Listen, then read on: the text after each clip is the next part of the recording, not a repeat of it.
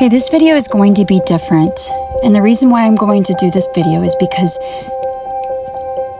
I had literally experienced something very bizarre. I had a experience that changed my entire life. I felt God had revealed something to me very important. And some of it seems like it should be something we already know and recognize, but it showed me something very vital and important to us as human beings. And before I get too far into that in another video, I feel like it's important to discuss something that was very much presented to me in a serious way. And this is about somebody we've all heard of. And we all should know this information because it's crucial and vital to us. We're going to talk about Lucifer, who he was, where he began, what he was created as, and why that poses a threat to us as human beings. Most people think evil looks obvious, but it doesn't. It looks intelligent. So let me tell this story. In the beginning, evil did not look like chaos. It looked like order. Lucifer was not created broken. He was created complete, aware, precise, and fully conscious of how reality was structured. He did not learn over time.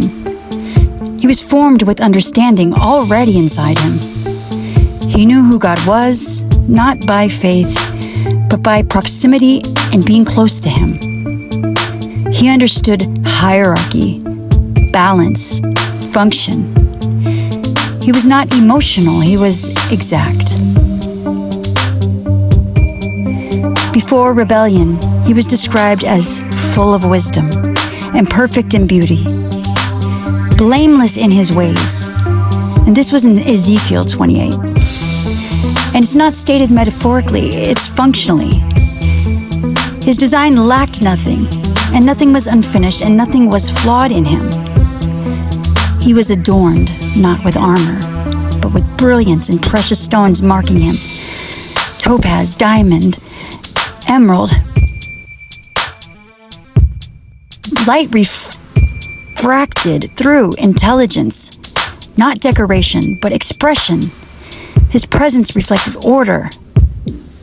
And God created him as the second most intelligent being in the entire universe, as if it was God's masterpiece.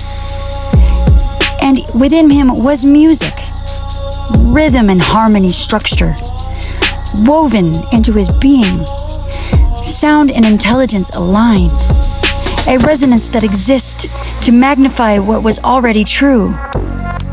He did not create music to express himself.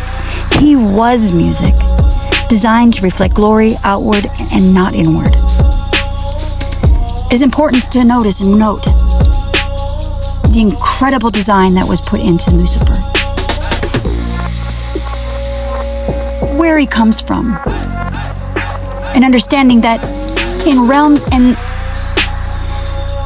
dimensions that we have no understanding of, this being has full, complete understanding of. And also, the humanity appeared. That'd be us. And we're small, limited, and fragile in comparison. We're driven by feelings rather than logic, and yet invited into something Lucifer was not. And this was intimacy and relationship, choice, but not mechanism. It was as a participant with God. That was the moment things began to fracture. It didn't fracture because he was jealous. This was resentment of position. Lucifer did not lose God's authority. He lost relevance because of this. And something settled in him. Then, not rage, not madness, but content. Not toward God, but toward what he loved. And that was what he loved was us.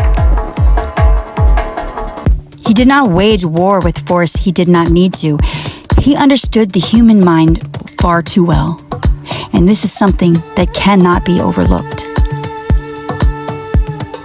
He watched how easily we confuse feeling with truth, how desperately we want meaning, how quickly we protect our egos. He learned that if you let a human define reality for themselves, they will abandon truth without even realizing it. So he whispers. He does not command. He does not use threats or just suggestion. And this makes him a psychological genius in regards to manipulation with us. He'll whisper to us, what feels right must be right.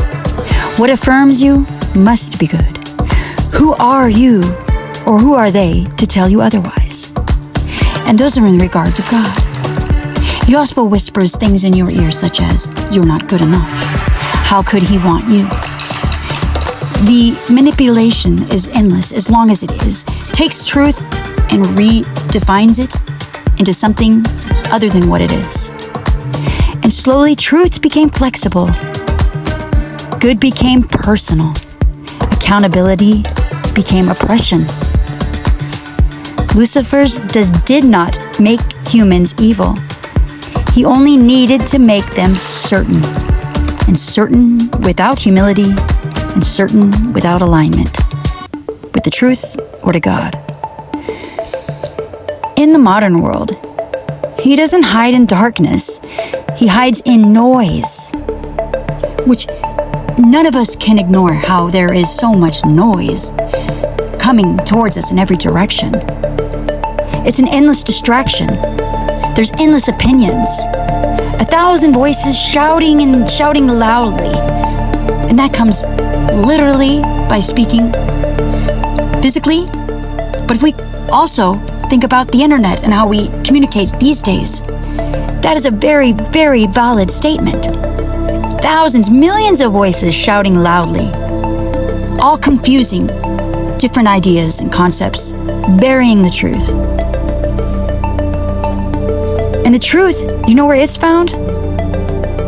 It's found in silence. And that feels uncomfortable to us. If truth becomes subjective, no lie can be exposed. If morality becomes personal, evil loses its name.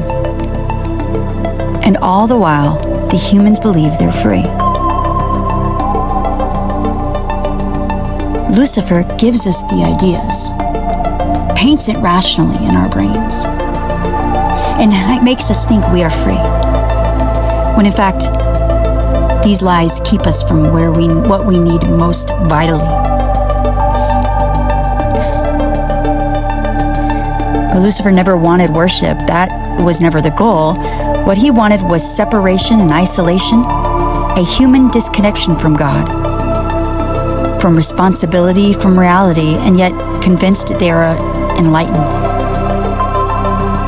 If we look around, that is completely evident in other types of religions, other types of personal acknowledgments. Lucifer also knows when a human knows the truth, that it's dangerous for him. But a human who believes their feelings are true, that is manageable for him. This is not a story about fear. This is a story about awareness. Awareness that is vital.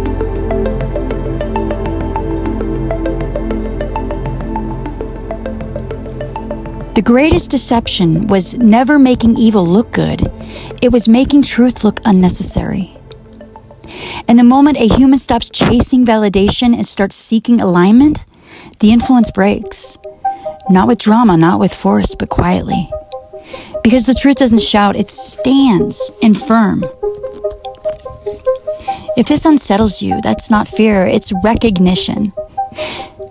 It's important to pay attention to what shapes our thoughts, not our actions. Truth doesn't agree. And it doesn't need your agreement. It only needs your awareness. It's important to stay awake. Because if you take into consideration who Lucifer is as a creation, who God created him, most intelligent being in the universe, also pointing out to where his strengths especially were: order, hierarchy, systems, structure. you can start to begin where his influence within anything that involves our government systems, structures, and things of that nature. He is already beyond expert of any human being that could possibly measure up to him. It is not even a possible measuring. It would be like asking not an ant, but a pebble to have the same type of intelligence as yourself. Considering that he has knowledge, not just of the divine world, but also us as human beings. At our very beginning, he figured out a way to manipulate our fragile egos and minds. His entire purpose, relentlessly, is to separate us from God.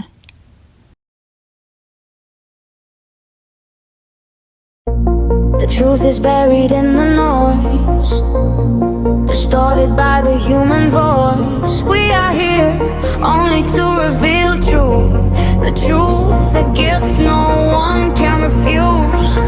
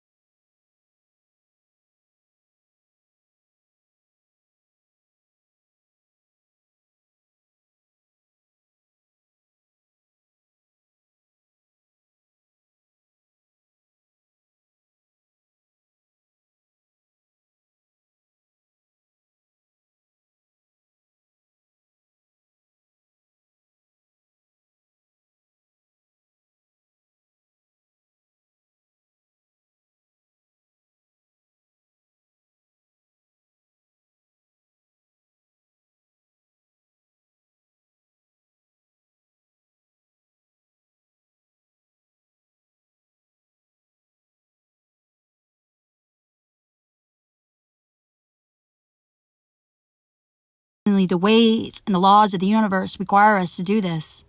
And we'll go into that at some other point also. Because understanding the structure of everything, and again, this is something that Satan 100% understands clearly. And he's trying to 100% disrupt your ability to understand the necessities, why they're there, and what is needed, and how simple they are. Because I've said this in another video. Those who knew how simple it is and what is actually required of them would never refuse this. I do not want to come across as preachy. I do not want to come across this. I want so badly to try to undo the bad delivery and the bad experiences that people have had, because I so desperately want people to experience what I've been experiencing in this time. And also understand what's at work out there and what's against us. That basic understanding is something that'll at least help you.